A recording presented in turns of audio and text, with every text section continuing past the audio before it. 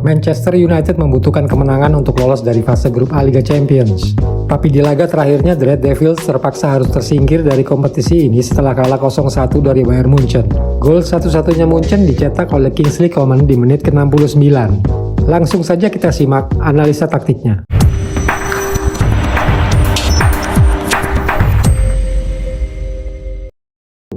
Di babak pertama, area kanan lapangan menjadi pijakan build-up dan progresi Bayern Munchen.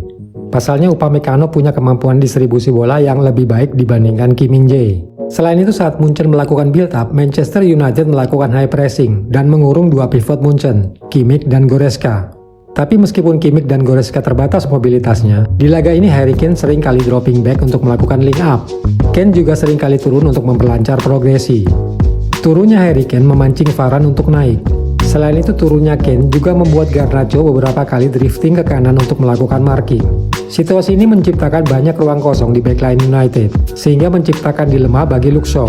Pasalnya, Coman dan Mazraoui yang mengisi kelebaran kanan Munchen punya kecepatan dan agresivitas yang tinggi untuk bisa memanfaatkan ruang kosong tersebut.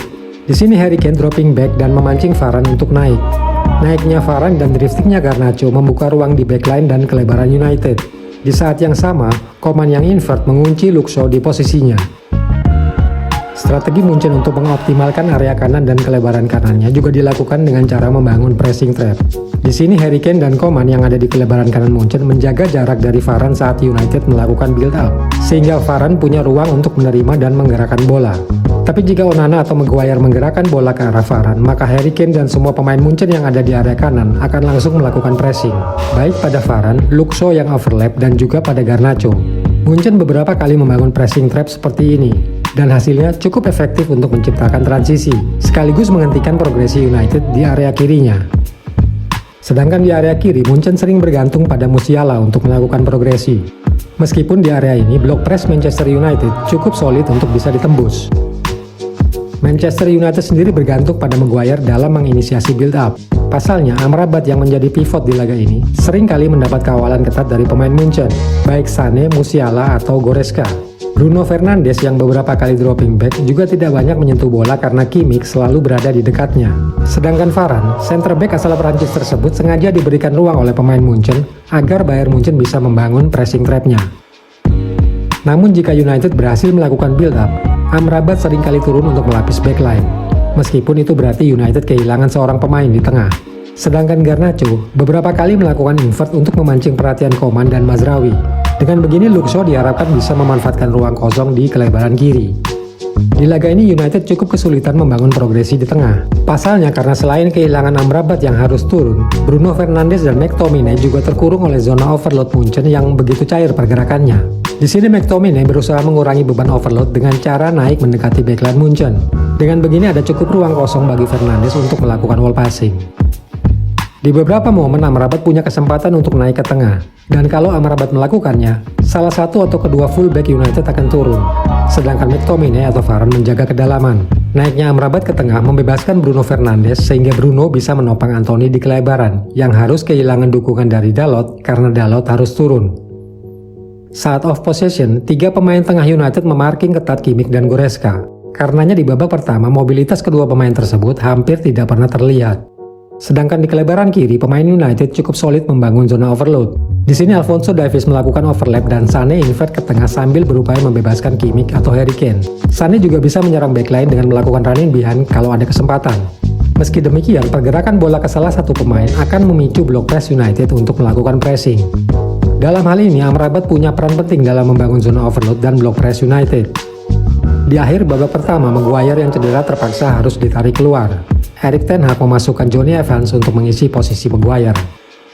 Memasuki babak kedua, Munchen memasukkan Konrad Laimer untuk menggantikan Mazraoui. Sedangkan United memasukkan Wan-Bissaka untuk menggantikan Luke Shaw. Kecepatan dan agresivitas Bissaka diharapkan bisa membantu Anthony dalam mengekspos kelebaran kanannya. Dalam hal ini, Jonny Evans sering kali menjadi inisiator progresinya. Di sini kembali terlihat setelah menerima umpan dari Jonny Evans, Anthony melepaskan terupas pada Bissaka yang melakukan running behind di backline Munchen. Selain pergantian fullback, Erik ten Hag juga melakukan sedikit perubahan taktik.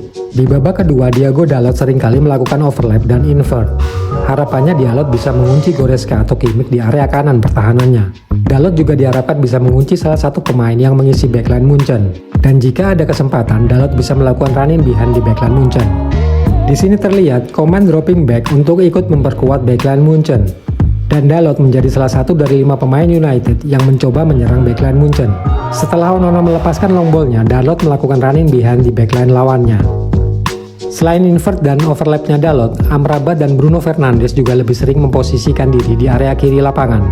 Dengan begini pemain Munchen ikut bergeser dan membangun kerapatan di area kanannya. Dan jika pemain Munchen sudah merapat ke kanan, Bruno dan Amrabat akan melakukan switch play ke kelebaran kanan, di mana Wan-Bissaka atau Anthony bisa memanfaatkan minimnya kerapatan di area kanan. Saat off possession, United memberikan perhatian khusus pada Musiala yang di babak kedua ini mobilitasnya semakin tinggi. Selain itu, United juga meningkatkan intensitas pressing agar bisa menciptakan transisi cepat di area pertahanan lawan. Bayern Munchen sendiri sebenarnya cukup kesulitan melakukan build up. Kalau di babak pertama Upamecano menjadi inisiator build up-nya, maka di babak kedua ini Kim Min-jae sering kali menginisiasi build up.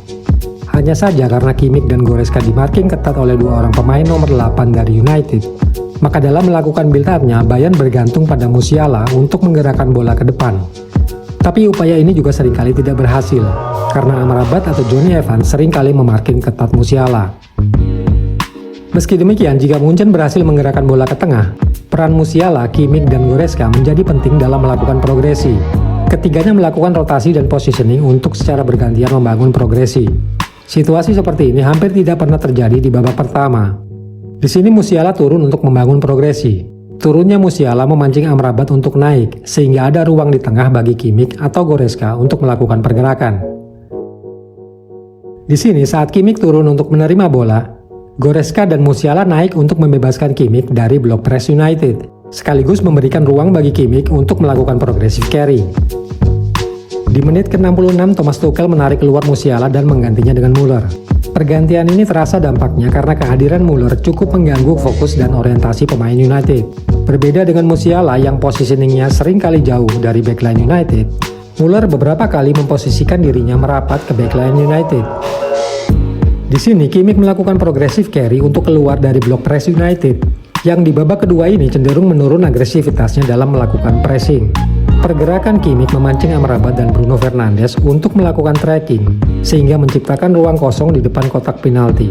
Ruang kosong juga tercipta di backline karena Varane naik untuk memberikan pressing pada Harry Kane. Situasi yang hampir sama terjadi beberapa menit kemudian dan mengawali terjadinya gol Bayern Munchen. Di sini Kane dan Müller memposisikan diri dengan merapat ke backline United. Positioning Müller memancing Amrabat untuk turun sehingga menciptakan ruang kosong di depan kotak penalti. Sementara Bruno Fernandes dan McTominay tidak memarking Kimmich dan Goretzka dengan cukup baik. Selanjutnya, Coman melakukan cut inside untuk memanfaatkan ruang kosong tersebut. Selain itu, Thomas Müller juga bergerak ke ruang yang sama. Setelah Coman mencetak golnya, Erik ten Hag mengganti beberapa pemain. Pellistri, Hannibal, dan Kobbie Mainoo masuk menggantikan Anthony, Garnacho, dan Varane. Sedangkan di kubu Munchen, Thomas Tuchel menarik keluar Coman dan memasukkan Mathys Tel.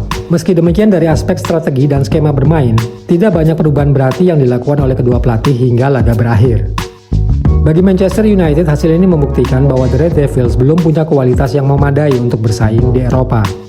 Sedangkan bagi Munchen, kedua kelebaran yang dimiliki nampaknya belum bisa memberikan kontribusi yang maksimal untuk memenangkan pertandingan. Karena yang menarik untuk melihat pertemuan Munchen dengan tim-tim lain yang menganut gaya bermain direct play dan menggunakan low block di sepertiga akhir lapangannya.